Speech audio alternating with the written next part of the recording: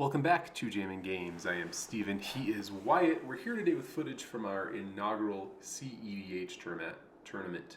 It's a format that we are really enamored with that has only existed not for too long, I don't think. Or maybe it's existed for a while. I just didn't know about it.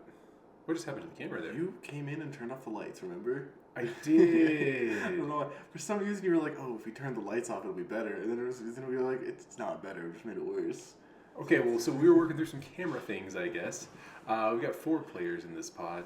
Wyatt is on your bottom right playing the Gitrog monster. Above him is a guy named Adam who's been in a lot of our videos. Adam has a playmat that is just outstanding. And he always puts it upside down so his opponent has to deal with it.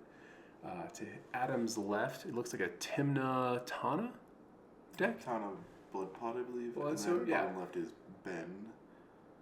And your Yarok. Yarok, the thing that triggers twice? Yes. It's a pretty good I deck. can never remember like how to pronounce it or what its name is, so I'm just going to say like 4 different things this video. There's also Yarok, who is a competitive, not competitive, but a viable. Okay, Wyatt with a turn very early. Chains of Mephistopheles. Adam is on, I think it's Vial Smasher, Kodama of the East Tree, both from the new commander set. Actually, he has a lot of combo lines in here.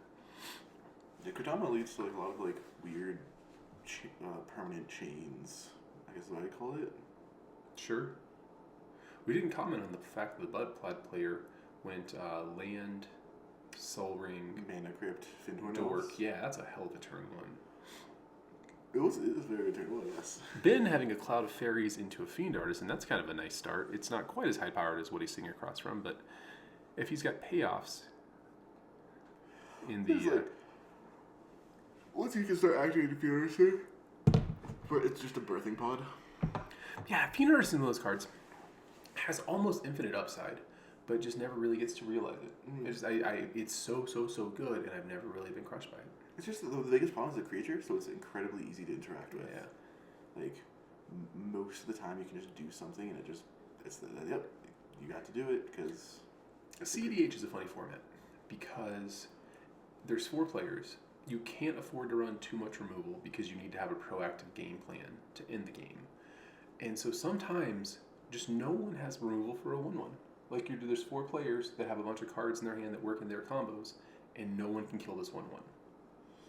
And sometimes things happen. Like, sometimes maybe Fiend Artisan is better here, because people are too busy running Demonic Consultation instead of, instead of something else. Like, you would never run Lightning Bolt here. Lightning Bolt, I actually, as a hot take, I think people should start running Lightning Bolt in CEDH. Maybe you should, I feel like there's better. There's got to be something better. Well, like Path, Swords, right? If you're in white, those are better. Here comes a Jessica's Will out of Adam. Jessica's Will is a pretty swell card that is a ritual. If your opponent has 7 cards in hand, it's a ritual that goes +4 that also draws 3 cards. Yeah, right now it's doing +2. +2, drawing 3 cards. Yeah. That's still a hell of a ritual. Yes. He only has red mana, though? Well, here comes what's it called? Well, he only gets red mana out of the Will, but he got an Arid Mace to go get something else with it. Yeah, he found the land to cast this Vamp Tutor, which is very nice for him. He's going to have a very decent turn. Does he actually get to have an entire turn, or is he just going to put something on top of his deck and pass? I think he just put something on the top of the deck as passes, actually.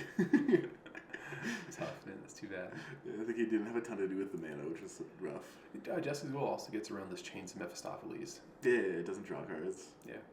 Wyatt, Chains of Mephistopheles seems like a jerk card, but it's actually part of Wyatt's combo. Wyatt, do you want to talk about Gitrog? What is this? Oh, that's the Metal Assassin's Trophy. I forgot to buy those. I'm so excited about the I Metal want them Trophies. so badly. I think there's an Abrupt Decay too.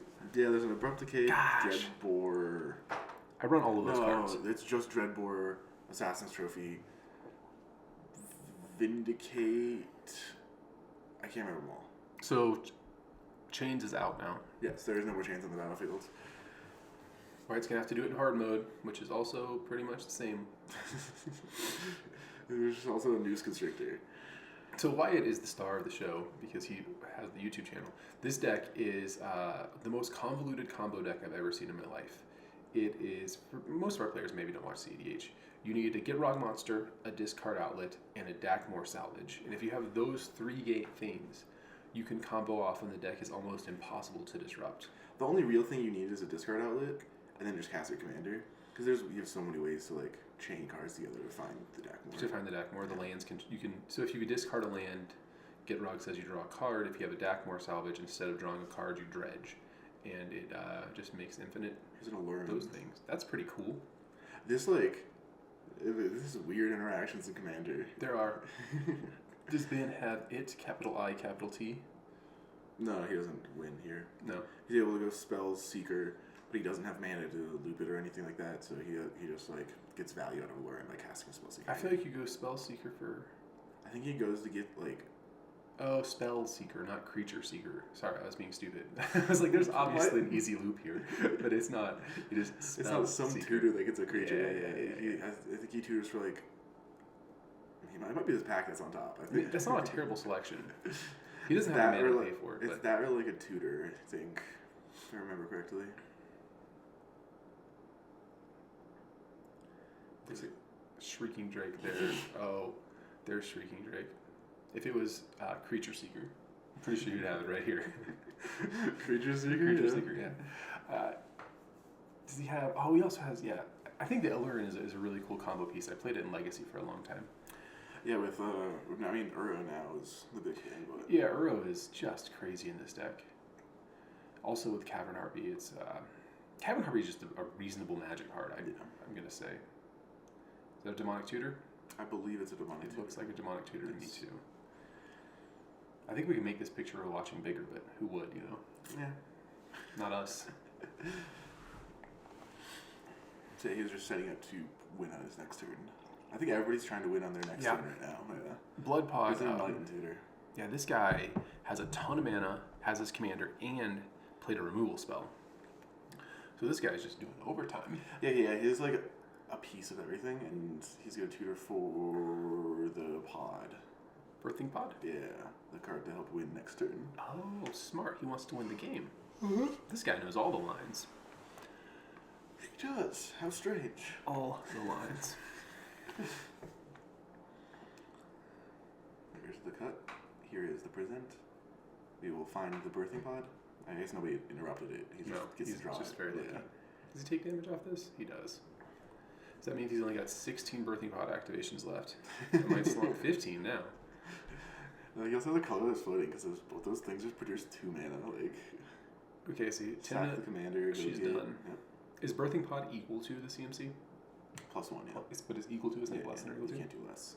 All right, so here's Felidar. It really messed you up that one day, huh? It really did. It got me forever. All right.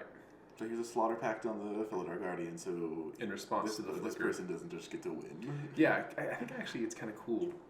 I like food chain combos, and I also like birthing pod combos, because some of them just go all the way to the top. Like, if you resolve it, the game is over. This is going to kill you. Yeah, this turn, the game would have ended here. That's just how the pod chain works. If Adam didn't have a Slaughter Pact? Yes. Yeah.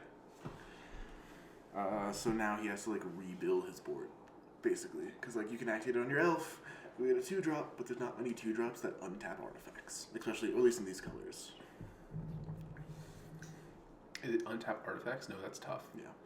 You kind of have to be in blue to get those effects. Oh, do you really? Yep, I can see that. I didn't think about that. So here's a Tana, or a Tymna, cast with Alluring. And he's paying an additional cost. Yeah. That's smart. This guy. Alluring is weird with 3-drop commanders. It is very weird with commanders. I don't think anyone anticipated that happening. Or 3-drop or less commanders, I guess. Yeah, well, just like Alluring, the interaction with a commander that has an additional cost that's paid from an extra zone that didn't exist when the card is printed. I'm not sure what he gets here. I'm kind of curious myself. So I was just thinking, it's kind of crazy that Magic exists as a game at all, because like none of these cards shouldn't be able to work, 15 years apart from each other, 20 years apart from each other. They do. Same game. Okheim Adversary.